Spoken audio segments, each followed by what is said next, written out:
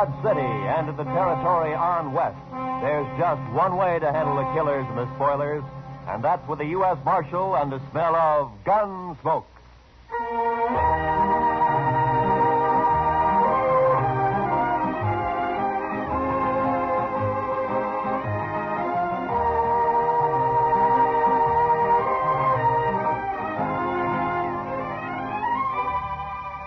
Gunsmoke, starring William Conrad, the transcribed story of the violence that moved west with young America. The story of a man who moved with it. Matt Dillon, United States Marshal.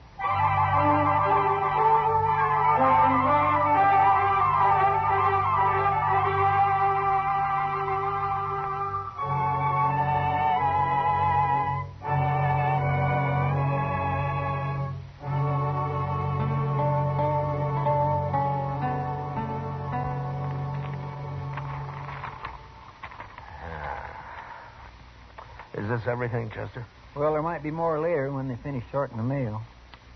Hey, where's that telegram? Oh, what telegram? I thought I put it right on top. Let me take a look. Oh, yes. Here it is. Might be important. Well, we'll soon see. Well, it's from Bill Hickok. Up in Abilene? Yeah. What'd you say, Mr. Dillon? Teeters and Gridler headed for Dodge. Keep them there, but don't arrest them until I get there with murder witness. Or I'll write Washington all I know about you. Signed Hickok. Oh, then Mr. Hickok's coming here, huh? Well, that's what he says. Well, how'll you recognize those two men, Mr. Dillon? I expect I'll recognize him all right. Oh, you know them. Yeah, we've met. Teeters and Gridler are gunmen, Chester. The kind who kill as easy as most men shake hands. Just about as often. Too bad you can't just put them in jail. Yeah. Well, we'll start meeting the trains.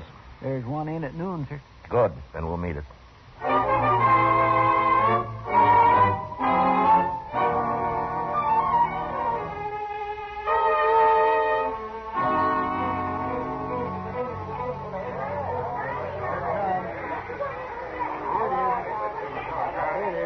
What'll we do if they are on this train, Mr. Dillon? Nothing, Chester. I'll find them later and talk to them, but not in a crowd like this. Yes, sir. You know, every time I see a train, I am just overpowered with the urge to travel. Oh? Where to? Anywhere. Anywhere but Kansas. Well, I don't think you'd like it back east any better. Why not? You just have the urge to come out west again. I know your kind. I suppose you're right, sir. But still, it'd be good to walk down a street that wasn't all heat and dust and that wasn't crowded with a lot of grimy men looking for trouble. And I wouldn't mind seeing some women, married women, with kids and parasols and Wait a Bibles minute, Chester. There they are. Where? They just got off the end car. Those two headed for the depot there. One of them's tall? Yeah. That's Teeters in the black hat. The other's Gridler. I'll just step around the corner here and see which way they head. Yes, sir.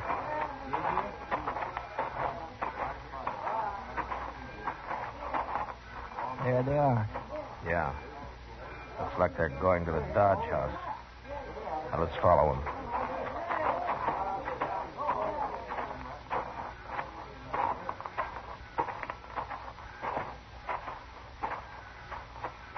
Yep, that's where they're going, all right.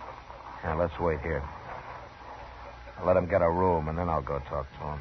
But if you can't arrest them... And I'll just try to make them feel welcome to stay in Dodge. When do you think Mr. Hickok will get here? Oh, be a couple of days anyway, Chester.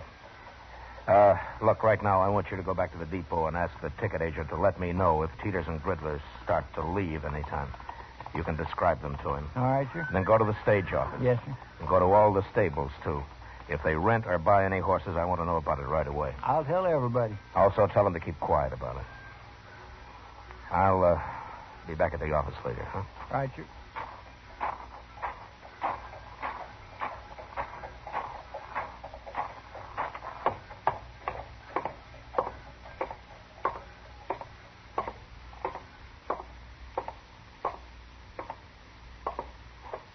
You Well, what can I do for you, Marshal? 2 men came in here just a minute ago. One of them was tall, black hat. Well? Well, what, Marshal? You were here. Did you see him? Those were gunmen. I could tell. The tall one's Teeters and the other one's Gridler. Those the names they gave you? Yes, but there'll be trouble if you try to arrest them here, Marshal. Can't you wait until they're outside in the street someplace? No. What if they're after you? I've got nothing to do with men like that, Marshal. There's no reason in the world that Now, they'd just take it easy. They've never heard of you, and I'm not going to arrest them. But since you're a good, helpful citizen, maybe you can tell me what room they're in. Certainly, Marshal, certainly. Number 25. Up the stairs and turn to your left. Thank you very much.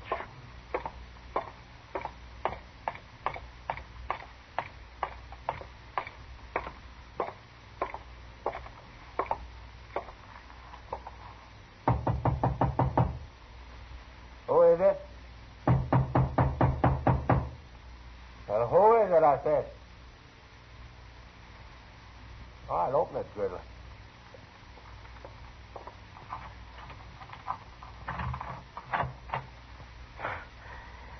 You can put your gun away, Gridler. I just came for a little talk. And make your talk, Marshal. No, I ain't polite, Gridler. Let him in. You watch him better inside, anyway.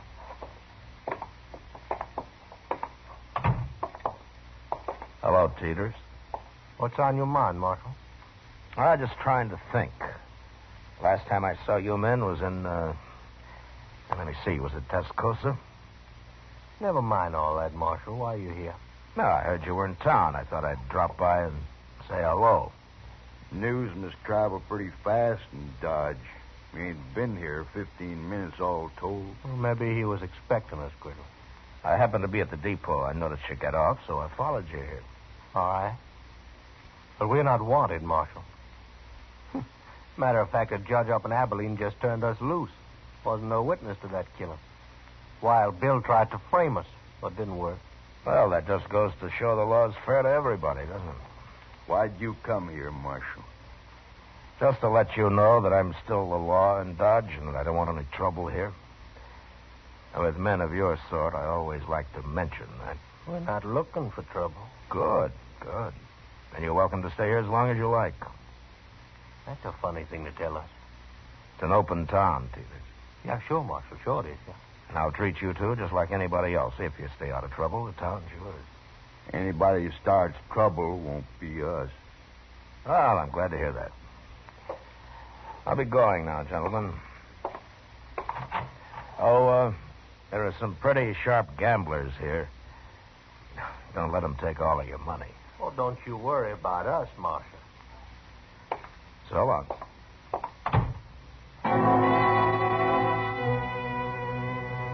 There was no way of figuring how long Teeters and Gridler might stay in Dodge.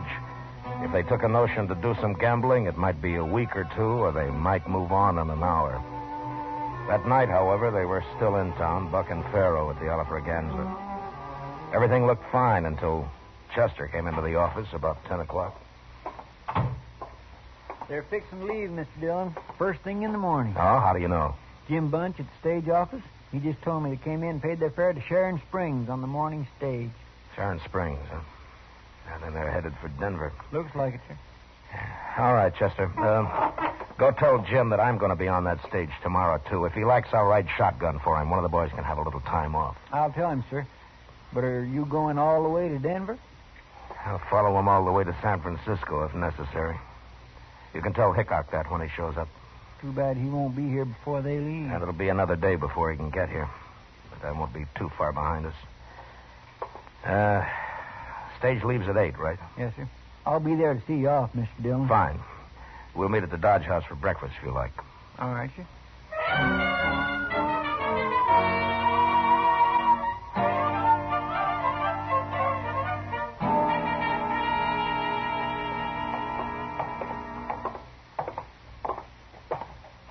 The stage looks like it's all ready to go, Mr. Dillon. Yeah. I don't see Teeters and Gridler, though. They're not inside, are they? I don't think so. No, they're not here yet. Just about 8 o'clock. They should be here. Well, it doesn't matter, Chester. If they've changed their minds, it's all to the good anyway. Want me to go ask Jim Bunch if he's heard from him, Mr. Dillon? No. Let's just wait here. Oh, say, I forgot to tell you.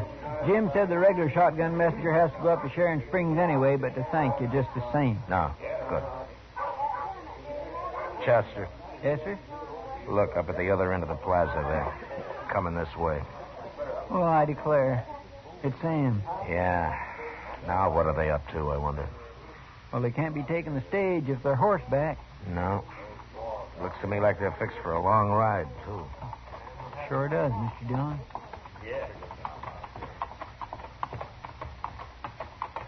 You're up early, Marshal. Yeah. So are you, Teeters. Cooler in the morning. Well, for traveling, it is. So long, Marshal. What's the matter? Did you lose all your money last night? Yeah. Next time we'll follow your advice. So long. Will we go after him? Chester, you stay here and explain things to Wild Bill. I'll be on their trail. As soon as they're out of sight, I'll get my horse. You can tell Jim I won't be taking the stage. All right, sir. I'll leave as clear a trail for Hickok as I can. Yes, sir, I'll tell him.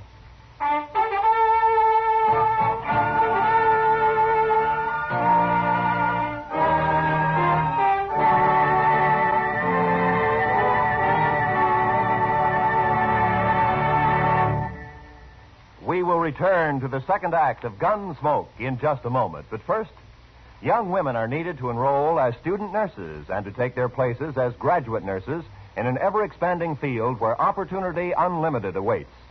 Older women should seek careers as practical nurses where fine living and fine working conditions are in prospect. Ask at any hospital at the nurses' registry desk or at any qualified school of nursing. And now, the second act of Gunsmoke.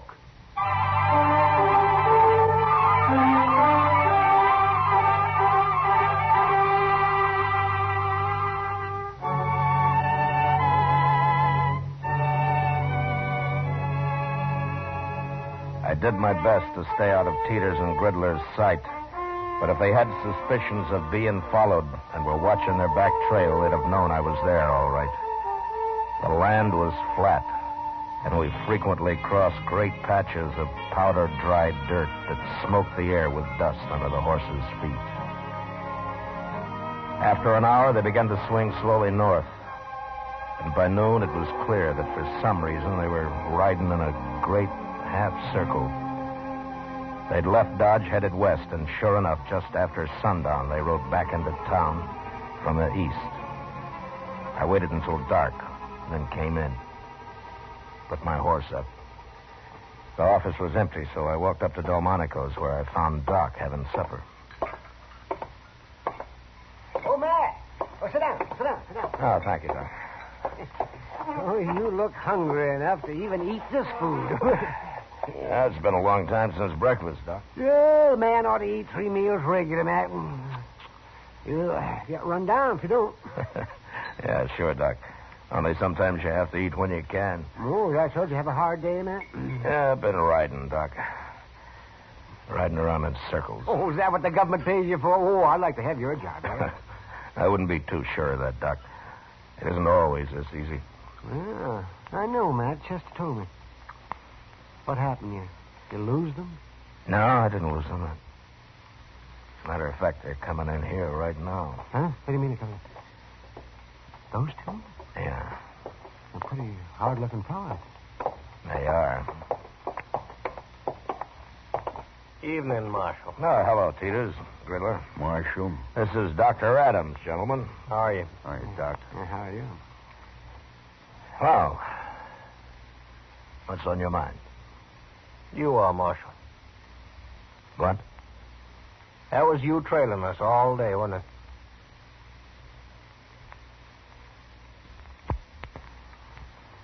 Yes, it was. Why? I didn't want you to get lost. That's a lie. Then let's say that I didn't want you to get into any trouble. You going to tell us what it's all about, Marshal? Well, you're not exactly the most reputable citizens in Kansas. I just wanted to have an eye on you, that's all. You sure do. It is like I told you, you keep out of trouble, and you're welcome to stay here. Just remember one thing, Marshal. There's two of us. And next time you follow us, you might not come back. Well, taking chances like that's part of my job, Mr. Teeters. That's a poor job, then. Yeah, sometimes I think so, too. Come on, Teeters, let's get out of here. Here. Well, they're not very polite, are they? No, but they're smart. Smart enough to figure something's wrong, anyway. Well, you think they might bolt, Matt? It depends on how smart they really are, Doc. Right now, they're so curious, they might stay around just to see what it's all about. Oh, Mr. Dillon? Oh, hello, Chester. Oh, Pull up hi, a chair. Doc. Pull up a chair, Chester. I won't have time. We better get right over to the depot. Oh, why? What's happened? Well, sir, I saw them ride back into town. The first thing they did was go to the depot and ask about a train. Oh, were you there? No, sir, the agent came and told me like he'd promised. Train goes at 7:30, doesn't it? Yes, sir. And it's just about that now. I've been looking everywhere for you. Doc, if that waiter ever does come around, tell him to hold a steak for me, will you? I might just be back for it. Sure, Matt. Yes, sir. And good luck. Yeah, thanks, Doc. Come on, Chester.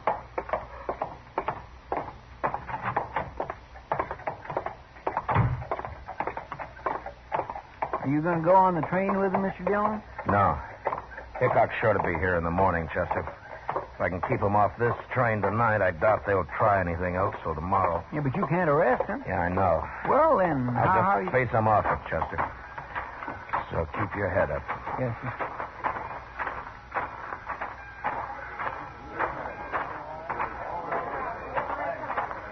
Now, there they are. Come on.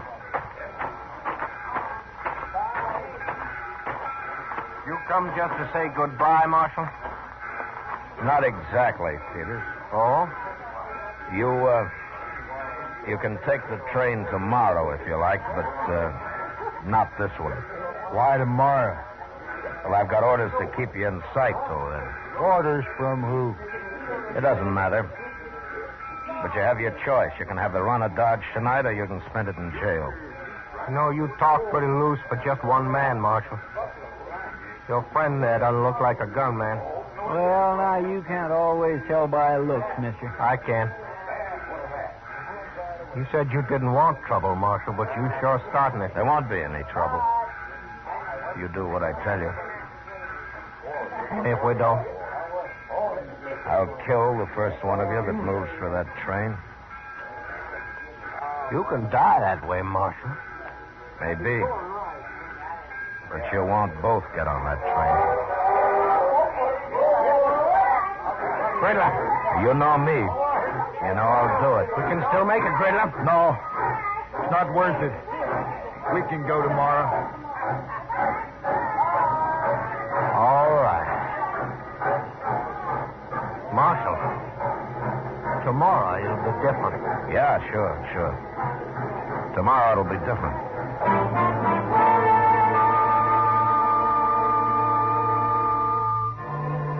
Chester and I met the noon train next day.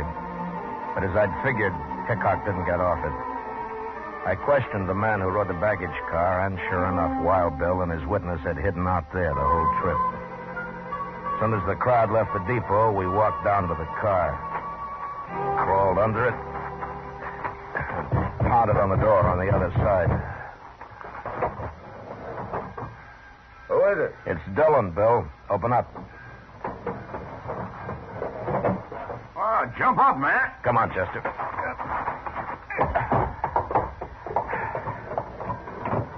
Oh, Matt, how are you? Oh, fine, Bill, fine. Oh, this is Chester Proudfoot. How do you do, Mr. Hickok? Chester. Sam, come over here. This is my witness, Sam Trimble. Howdy, Mr. Trumbull. Are you still here, Matt? Yeah, but we better move fast. Matt, that judge up at Abilene's crazy, but he's still the judge. And he says Trimble here has to identify Teeters and Gridler before I arrest him this time. But, Bill, they can't be tried twice for the same crime. I know that, Matt, but I'm after them for a second murder they did. I'd suggest we just go kill him, but I've been waiting a long time to see these two hung, and by glory, I'm going to do it. Yeah, you will if you're lucky. Tell me, Mr. Trimble, do these men know you on sight? Well, I'll tell you how it was, Marshal. I was in this stable where I worked, over in Abilene, that is, and a fella come in for his horse, and I went to get it for him. I heard some shooting, and then two men ran right past me. I got a good look at them, all right. They just killed that fella, too. You mean you don't know Teeters and Gridler? I never heard of them, Matt. There's no pictures of them I know of, but he can identify them when he sees them. Yeah, sure, but what about them? Will they recognize you, Mr. Trimble? Gosh, I don't know, Marshal. I hope not. They'd kill me on sight, wouldn't they? I hadn't thought of that. Well, you just do what we tell you to, and you'll come to no harm, Trimble. Dillon and I are a fair match for those two. If they start any trouble, we'll be on them so fast they'll die on their feet. Taking a terrible chance. I hadn't thought of that. Easy, Trimble, easy. An hour from now, we'll have them in jail with their teeth pulled. I sure hope so, but how are you going to do it? Just go find them, that's all. As soon as we get them locked up, I'll buy you the biggest steak you ever ate, Trimble. Come on, let's go.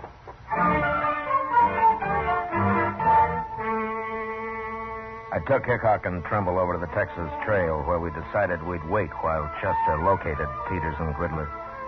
Then we'd just walk in on them and get it over with fast. I introduced the two men to Kitty, and we ordered a couple of drinks for Trimble, who was getting jumpier by the minute. What are you two heroes doing? Getting this poor man drunk enough to fight him? Not exactly, Miss Kitty. He just lacks faith in us, that's all. I wouldn't have come if I'd thought about it. I sure would. Look, Trimble, it isn't often a man has both mine and Matt Dillon's guns behind him. You're as safe as you'd be in church. I don't go to church. Here, Mr. Trimble. Have another drink, huh? I will in a minute. I'm going out back first. Whatever you're up to, it's making him mighty nervous. Yeah. Well, I'll admit he usually leads a quieter life. He'll brag big, though, once he's back in Abilene. Tell me, Bill, do you plan to stay in Abilene long? Oh, I don't know, Matt. Charlie Utter keeps talking to me about Deadwood. Oh, it's as dusty up in Deadwood as it is in Kansas. Yeah, I know, Miss Kitty, but Charlie thinks some of that dust is made of gold. What's that? I don't know, but I'm going to find out. I'll go with you, Matt. All right, stay in here, everybody.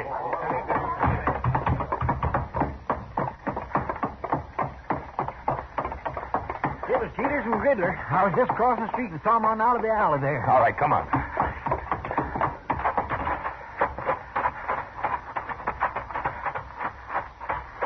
There he is.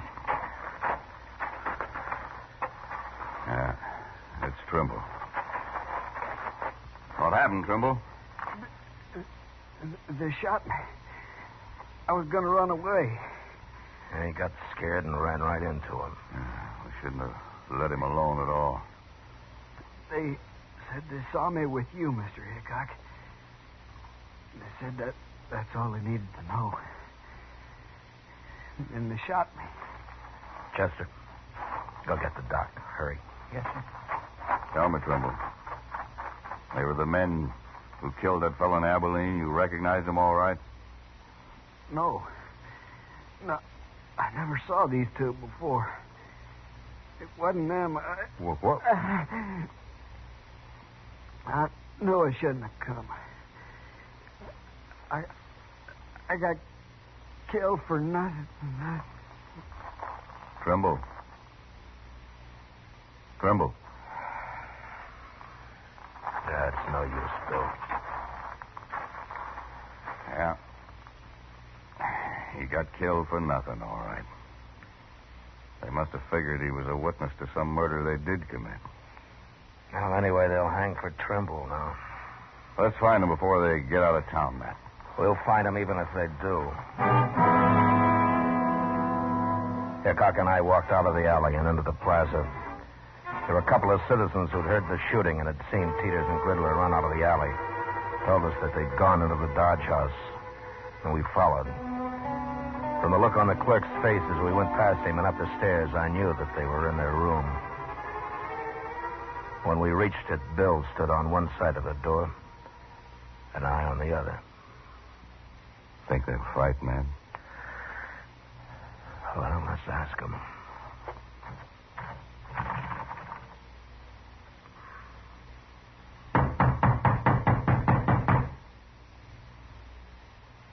I told you they'd follow us, Peters. Now we're trapped sure. Shut up, I said. And it got us to the street on the line. Open the door. Throw your guns out. There's no use trying to fight. There's no use in hanging neither, Marshal. You can just take us the best way you can. No. Our chance hanging. We got off once. Till you get away from that door. I've listened to you enough. I ain't facing Dillon and Hickok both now. Hold your hands clear of that door. Peters, you shouldn't...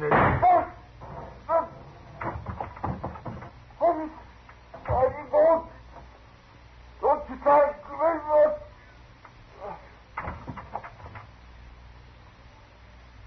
Wait, Matt. Could be a trick. No, I don't think so, Bill. Look. On the floor there. Yeah, he's been hit all right.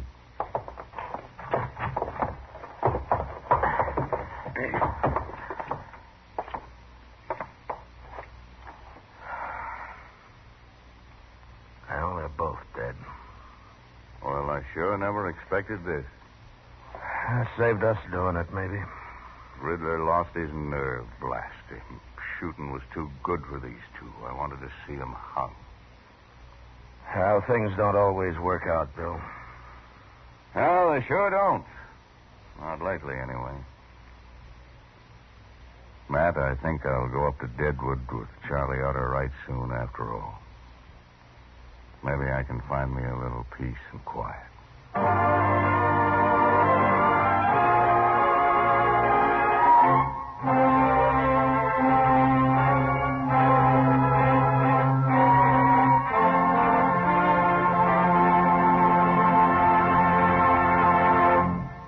Gunsmoke, transcribed under the direction of Norman Macdonnell, stars William Conrad as Matt Dillon, U.S. Marshal. Tonight's story was specially written for Gunsmoke by John Meston, with music composed and conducted by Rex Corey. Featured in the cast were John McIntyre, Lawrence Dobkin, John Dehner, Joe Duvall, and Harry Bartell. Parley Baer is Chester, Georgia Ellis is Kitty, and Howard McNear is Doc. Gunsmoke is heard by our troops overseas through the facilities of the Armed Forces Radio Service. Join us again next week as Matt Dillon, U.S. Marshal, fights to bring law and order out of the wild violence of the West in Gunsmoke.